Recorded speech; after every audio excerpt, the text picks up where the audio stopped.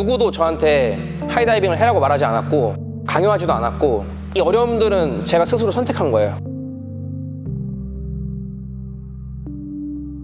우리 모두가 다 예술가예요. 내가 가진 어떤 예술성을 표현하는 것인데 그거에 일단 도구로 하이다이빙을 선택했을 뿐인 거죠. Stuck in the world that I was craving for.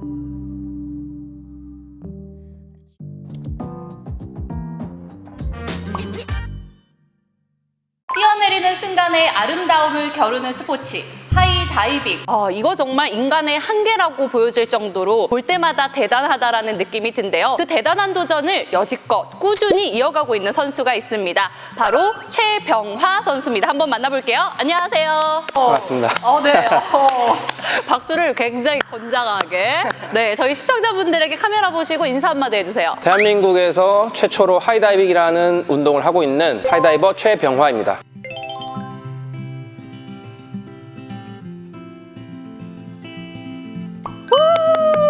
반갑습니다. 저희가 실제로 이번에 인터뷰 진행하면서 제가 거의 동년배 수준의 친구를 만났어요. 그래서 너무 반가우면서도 취재 그 요청을 받고 네네. 더라이징 출연하신 분들이 쫙 봤거든요. 내가 나가기에 정말 적합한 곳이다. 올해 18살 됐으니까. 네, 그렇죠. 이제 한창 이제 막 떠오르고 있는 낭낭하게 네, 그런 상황이기 때문에 그 친구들 이제 뭐 초등학생도 있고 하더라고요. 그래서 이 친구들이 나오는 곳이라면은 딱 맞다.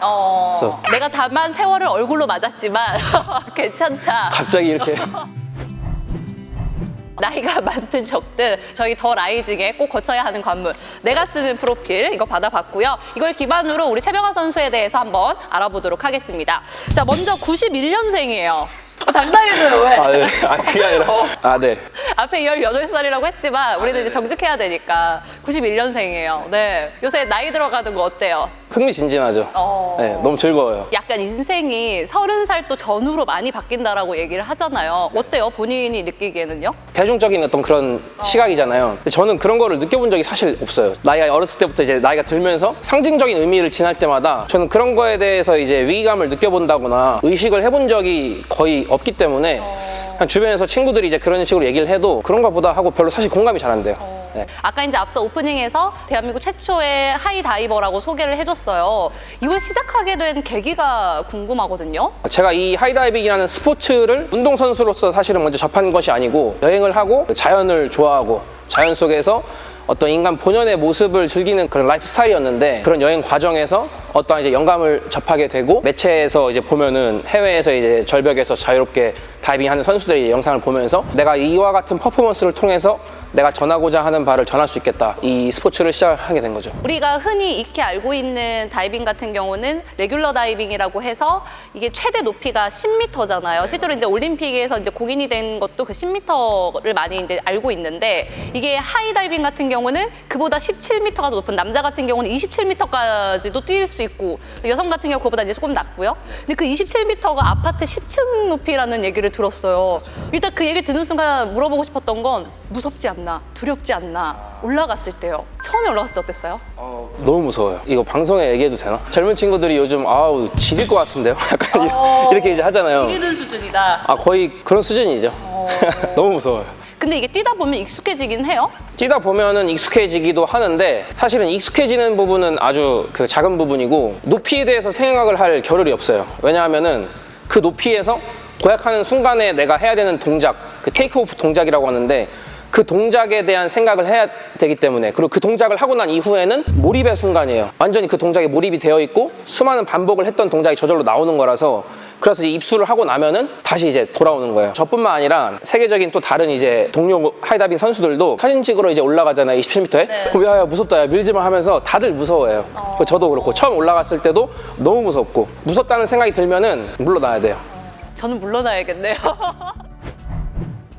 되게 이 종목 자체가 매력이 있는 건 뛰어내리는 순간 정말 내가 그동안 지상에서 했던 모든 것들을 함축해서 보여줘야 하는 정말 찰나의 예술이자 스포츠라는 점에서 다이빙이 굉장히 매력이 있다는 생각이 들어요. 그래서 제가 이제 여기에 하이다이빙은 뭐냐라고 여쭤봤더니 하이다이빙은 도구라고 본인은 표현을 하셨거든요. 맞아요. 네. 이렇게 표현하신 이유가 뭔가요? 도구. 지금 현재 저의 전부지만 그리고 앞으로도 하이다이빙에 제가 제 인생을 매진할 것이지만 하이다이빙이 곧 제 인생인 건 아니에요. 왜냐면 하이다이빙은 전하고 싶은 어떤 영감이나 메시지를 전하는 도구일 뿐인 거예요. 내가 가진 어떤 예술성을 표현하는 것인데 그거에 일단 도구로 하이다이빙을 선택했을 뿐인 거죠. 언젠간 제가 하이다이빙을 은퇴하는 날이 온다면 그 다음엔 또 다른 도구를 가지고 제 삶의 메시지를 전하는 인생을 살 거예요. 지금도 이제 메시지에 대한 얘기를 굉장히 많이 하시는데 무슨 이렇게 전하고 싶은 메시지가 많은지 뭔가요 그 메시지? 그거 전하려면은 지금 촬영 오늘 몇 시까지 그 보시는 분들이 느끼는 것은 보시는 분들의 마음속에서 그 피어나는 거거든요. 그러니까 예를 들어서 그럼 저는 물러나야겠네요 이제 말씀하셨잖아요. 높이에 대한 두려움이 조금 있으시니까. 그래서 대신에 이제 제가 펼치는 거예요. 다른 분들이 할 수 없는 예술을 제가 펼치는 거예요. 그럼 그분들이 지나온 인생의 어떤 가치 판단 속에서 저라는 사람이 펼치는 예술을 바라보는 거예요. 그리고 그 해석은 본인들이 만들어내는 거예요. 저는 퍼포먼스를 하는 사람이고 그거에 대한 해석이나 저의 어떤 그 예술을 통해서 느끼는 것은 보시는 분들의 몫이죠. 뭔가 예술가를 한 분 모셔두고 이게 머리 스타일도 되게 약간 붙잡고 할 것 같은 느낌처럼. 우리 모두가 다 예술가예요. 제가 만나보면서 얘기하면서 건전한 도라이를 만났다. 굉장히 본인이 가지고 있는 가치관도 뚜렷하고 거기에 확 스며든 것 같아서 멋있다는 생각이 드네요. 공군 참모총장을 하시다가 그 퇴역하신 그 장군님, 그 성일환 장군님이랑 이제 술 한잔 할 기회가 있었는데 그분이 이제 제 이야기를 듣고 나서 이 친구 이거 또라이네 하면서 이렇게 말씀하신 적이 있거든요. 그 표현에 대해서는 약간 이런 관점을 가지고 있어요. 제가 이제 또라이지만 다른 사람들 눈에 다른 사람들 눈에 그렇게 비춰질 수 있지만 이런 사람들이 더 이상 그런 소리를 듣지 않는 세상을 만들고 싶어요. 비주류의 길을 가고 있는 사람들이나 청소년들이 불확실한 미래가 예상되는데 그 용기 있게 가볼 수 있는 그 기자님 오늘 처음 만났잖아요. 네. 이게 건전한 도라이 같아요라고 얘기를 해도 우리가 이제 또 몇 번 만나고 나중에 세월이 지나고 나면은 그냥 평범한 사람이구나. 실제로 얘기를 하면 할수록 되게 매력이 많은 사람이다라는 생각이 드는데 실제로 여기 매력 포인트를 적어달라는 말에 정말 다 적을 수가 없다. 적을 수가 없어요, 도저히. 왜요? 너무 많기 때문에 요새 그 자신감은 어디서 사가지고 온 거예요? 어디 파는 데 있으면 말 좀 해주세요. 세일해가지고 그렇군요. 네, 오늘 좀 사왔어요. 아니 그래도 한 가지 꼽자면 정말 나라는 사람의 매력 포인트. 굳이 꼽자면은 이거예요. 제가 지금 걸어가고 있는 길을 지금 SNS나 유튜브 같은 데다 이제 공유를 하고 있거든요. 올리는 그런 어제 컨텐츠들의 어떤 그 분위기가 다큐멘터리즘, 어떤 그 인간이 도전하는 어떤 그런 거를 담담하게 서술하는 그런 형식이거든요. 근데 이제 실제로 저런 사람을 만나보면은 사실은 유쾌하고 친근한 면이 저는 있거든요. 사교적인 것, 그리고 이제 이렇게 대화를 처음 보는 사람과 대화를 이제 나누는 것들을 제가 정말 이제 좋아해요. 친한 친구들 사이에서 유머?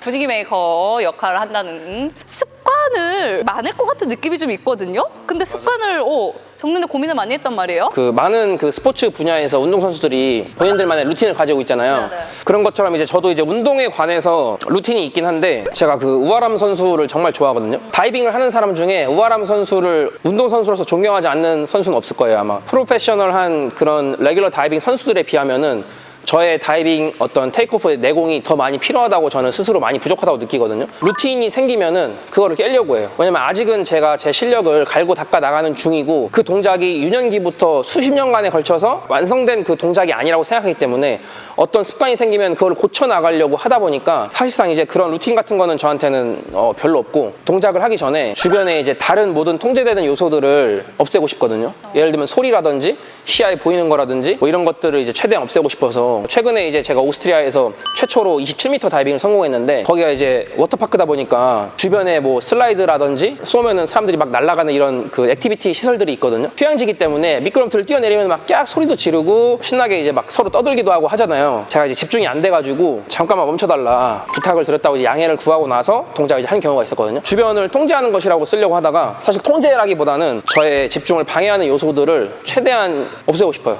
지금. 근데 되게 좋은 말씀이시네요. 아직 배워가는 과정이기 때문에 불필요한 루틴을 만들지 않으려고 하는 그 노력들. 노력하고 있어요.